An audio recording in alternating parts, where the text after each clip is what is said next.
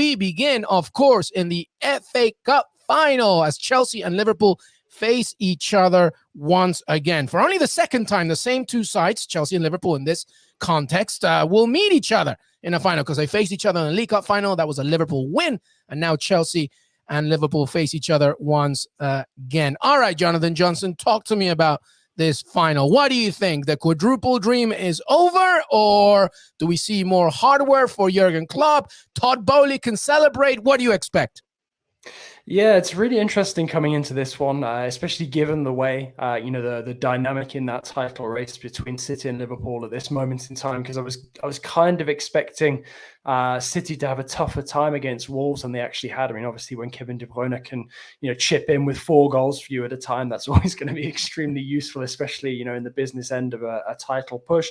But I think City really needed their last couple of results after bombing out of the Champions League. And for Liverpool, since, they reached the final, it's been a question of just, pressing on, getting the next positive result, which obviously they did, unfortunately, to the detriment of Villa midweek. Impressive from Liverpool in many ways because of the rotation. Klopp, did risk a fair bit. He put a lot of pressure on the likes of Sadio Mane, who obviously came up big, provided the winning goal there.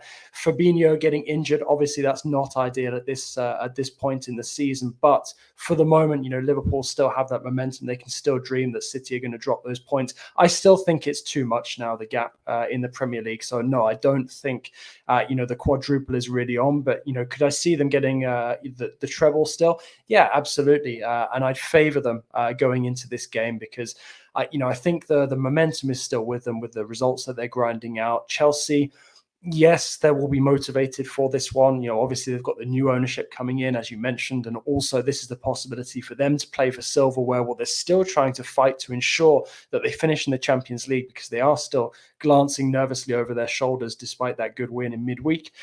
So for me, I think I'd have Liverpool pegged as slight favourites. But obviously, as you mentioned, this is the second time we've seen them in a domestic cup final matchup this season.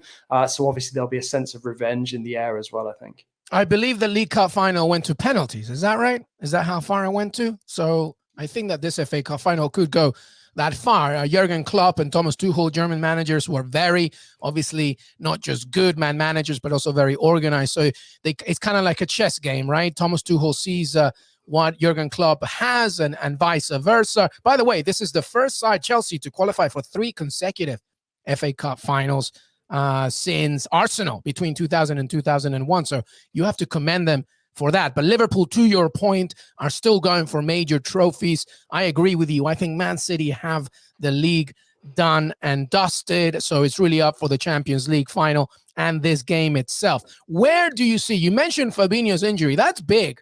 That's big in this game, I think, because in order to, control this game against Chelsea, you got to really lead in the middle. Where do you see the issues, if there were some, for Liverpool from an individual matchup perspective against Chelsea?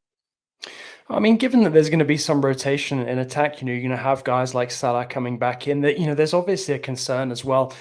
Given how tight Chelsea's backline can be, on its day, players wrapped in cotton wool in midweek to make sure that they're fit for this game.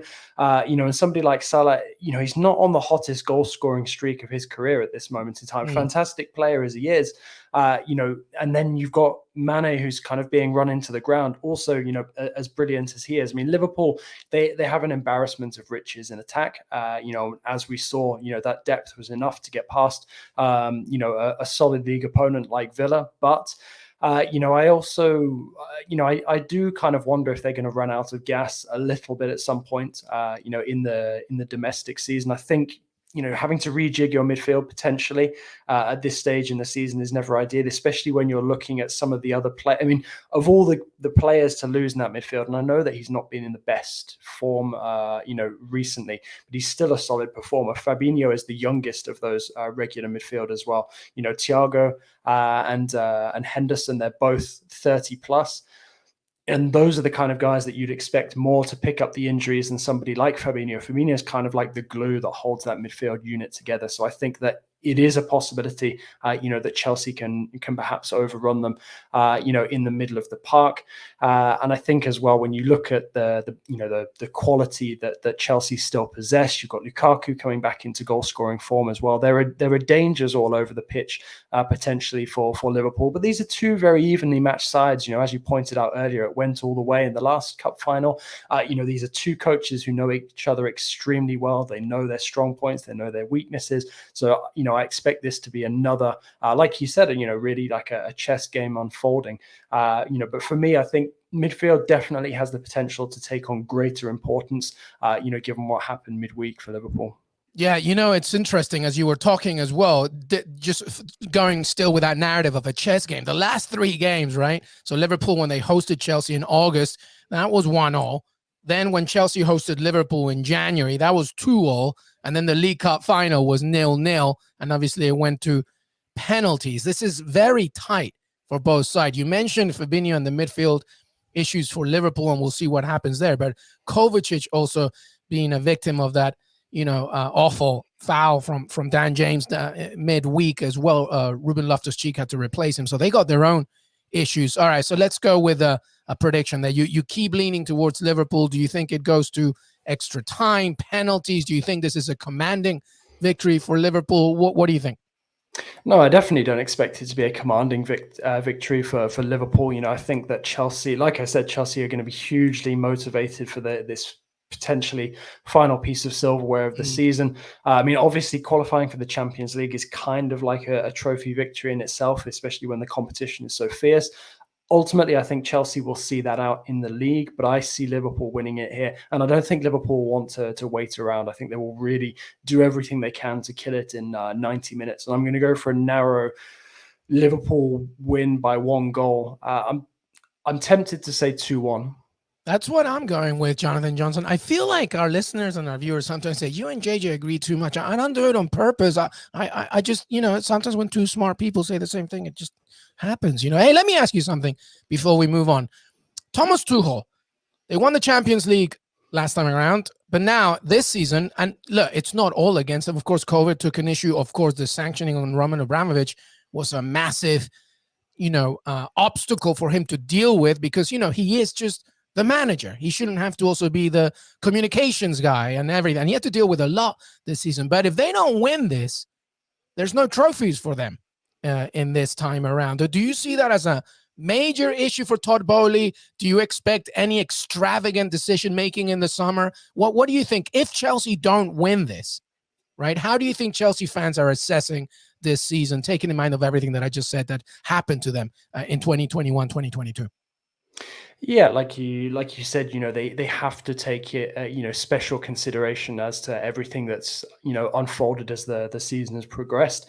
I think ultimately, all things considered, it's not gone as badly as it could have gone because Chelsea could easily have gone off the rails as soon as that news about Abramovich selling the club came up. Tuchel kept them together for a long period of time, performing very impressively, sort of draining out all of that noise from outside so the players didn't get distracted. And I think it's because of that period in the season that they're still in the position where they are. They're playing in a domestic cup final. They're still in Champions League contention.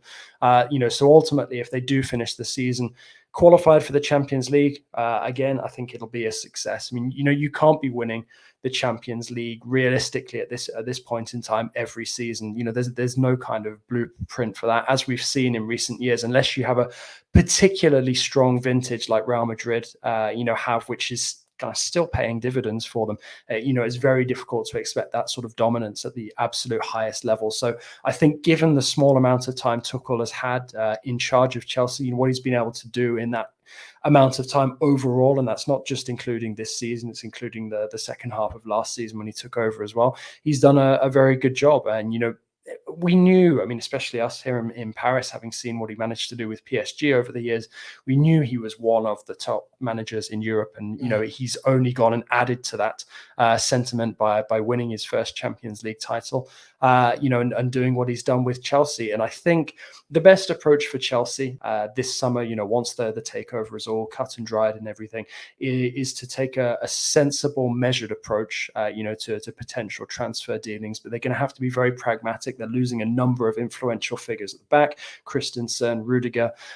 So I think it's really going to have to be a well thought out strategy. And I think Thomas Tuchel has done enough in his time in charge, to merit a strong say in what Chelsea do next. Because if they're not going to allow him to influence that kind of thing, then really, perhaps they'd be better off considering a management change. The new Chelsea regime. I definitely think they should keep Tuchel on. As we've seen with PSG, changing coach after Tuchel is a very difficult act to follow. But I think that he's somebody who likes to be in control of shaping how his team is going to look on the pitch. And I think that he deserves to have that kind of say over Chelsea's transfer dealings in the future. Yeah, and so it will be interesting to see, because a lot of that is dictated by how Todd Bowley operates. Because obviously we know his relationship in America with the Dodgers, etc. But he's a minority owner there. He's taken a bit of a larger role here in this situation. So we'll see how that happens. And obviously that victory for Chelsea against Leeds United, pretty much puts them in a good position for a Champions League spot in the top four. Because if you win the FA Cup, it's a Europa League spot. It's not a Champions League spot. But we will see what happens. I also have a Liverpool win.